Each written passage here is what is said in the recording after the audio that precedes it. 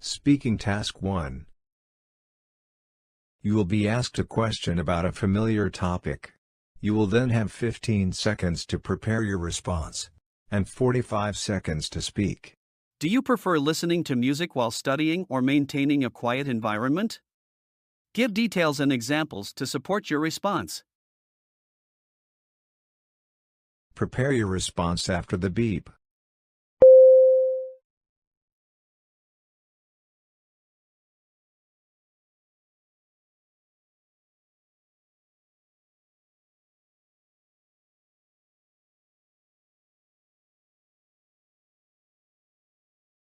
Start speaking after the beep. I prefer maintaining a quiet environment when I am studying. I believe having silence helps me to concentrate better on my study materials. For example, when I was studying for my finals last semester, I had to memorize lots of formulas and theories in mathematics, physics, and chemistry. To do this, I needed complete focus without any distractions. Even slight noise would distract me, and I found it challenging to bring my attention back to the topics. By studying in a silent environment, I could remember the information quickly and perform better in my exams. However, this is my personal preference, and the best method of studying may vary from person to person. But silence works for me as it creates an atmosphere where I can concentrate and understand what I am studying. Speaking Task 2. You will read a short paragraph and then listen to a conversation between two people. You will have 50 seconds to read the paragraph. After, you will get a question about what you read and heard. You will have 30 seconds to prepare your response and then 60 seconds to give it. You have 50 seconds to read. Start reading after the beep.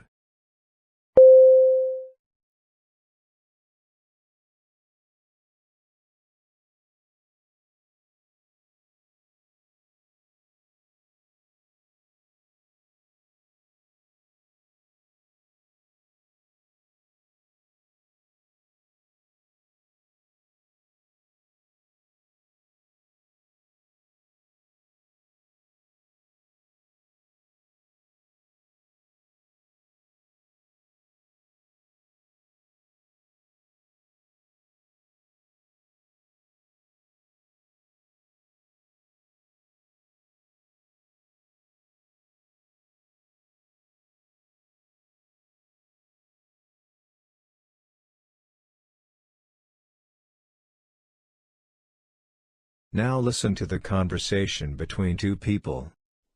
I don't like the university's plan. Really? I've ridden those buses, and sometimes there were only a few people on the bus. It did seem like kind of a waste. I see your point, but I think the problem is the route's out of date. It only goes through the neighborhoods that have gotten too expensive for students to live in. It's ridiculous that they haven't already changed the route, so it goes where most off-campus students live now. I bet if they did that, they'd get plenty of students riding those buses. Well, at least they're adding more parking. It's gotten really tough to find a space. That's the other part I don't like, actually. Cutting back the bus service and adding parking's just going to encourage more students to drive on campus. And that'll just add to the noise around campus and create more traffic. And that'll increase the need for more parking spaces. Yeah, I guess I can see your point. Maybe it would be better if more students used the buses instead of driving. Right. And the university should make it easier to do that, not harder. The man expresses his opinion of the university's plan to eliminate the bus service. State his opinion and explain the reasons he gives for holding that opinion. Prepare your response after the beep.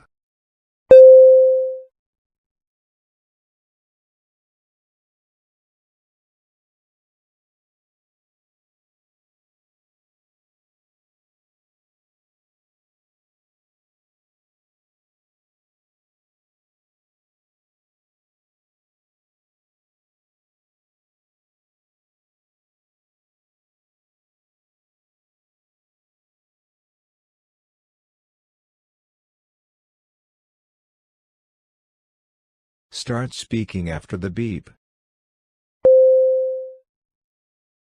The man expresses the opinion that he doesn't like the university's plan to discontinue the bus service. He believes that the problem with the buses is that their routes are out of date. He thinks that the buses should go through the neighborhoods where most off-campus students live now, instead of the expensive neighborhoods. He believes that if the university changed the routes to accommodate the students' needs, they would get plenty of students riding the buses.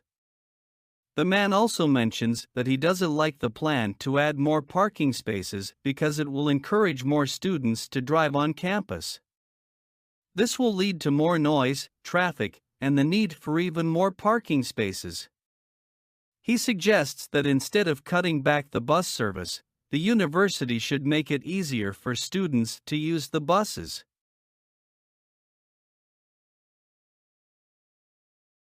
Speaking Task 3. You will read a short paragraph about an academic topic, then listen to a lecture about it.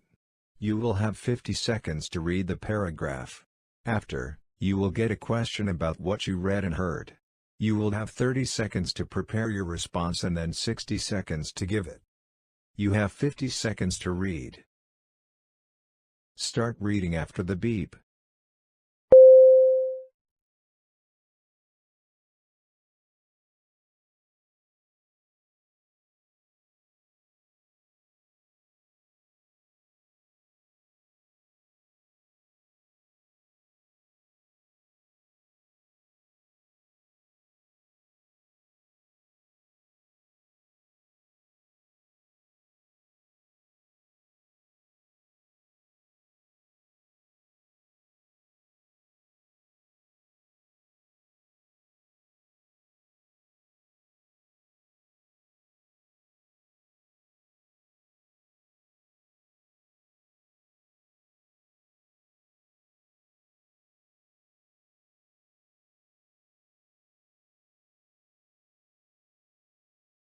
Now listen to the lecture. To make it easier to understand, let's take a scenario of a school setting.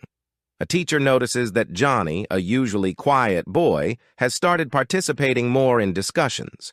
She wants to encourage Johnny to keep participating, so she uses positive reinforcement.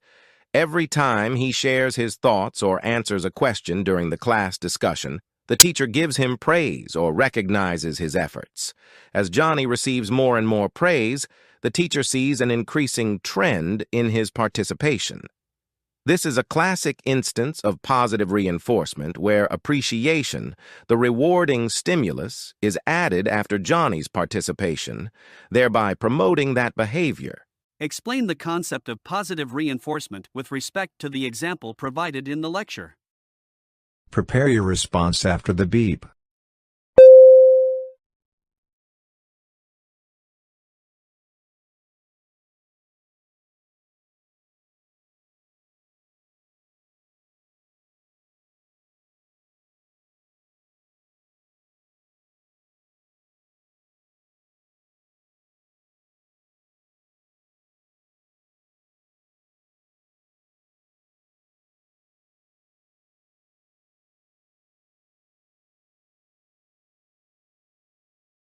Start speaking after the beep.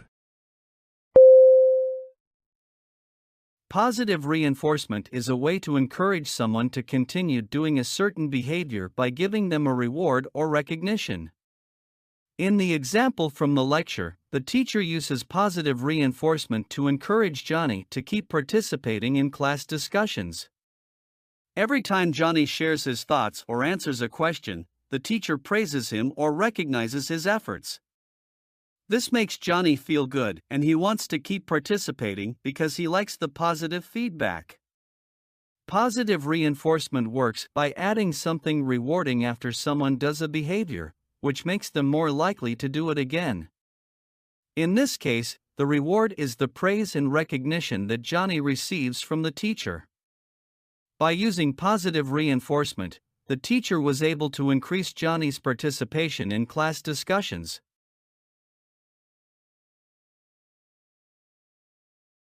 You will listen to a lecture about an academic topic. After, you will get a question about what you heard. You will have 20 seconds to prepare your response and then 60 seconds to give it. Now listen to the lecture. Today we'll be talking about an art movement in the 20th century. We will be talking about Art Deco. Its origins can be found in France. and then it spread throughout the Americas and Europe. The reason why this movement is called Art Deco is because of the decorative art styles that were used. Besides decorative artists, it also focused on interior design. This style was also used in architecture. The Empire State Building in New York is one such example. You would probably pass underneath it, never knowing it was an artistic expression. Art Deco is characterized by sleek and geometric forms, such as squares and chevrons. They created these forms by using chrome.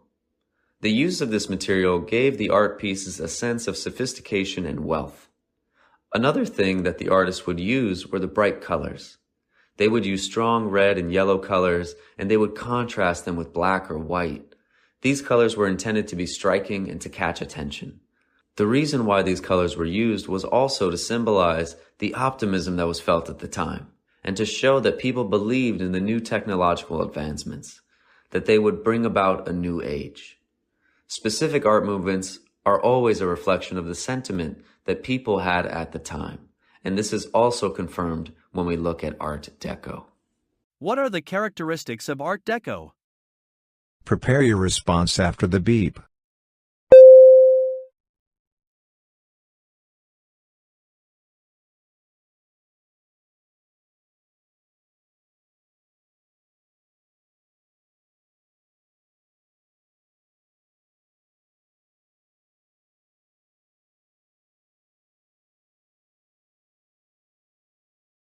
Start speaking after the beep.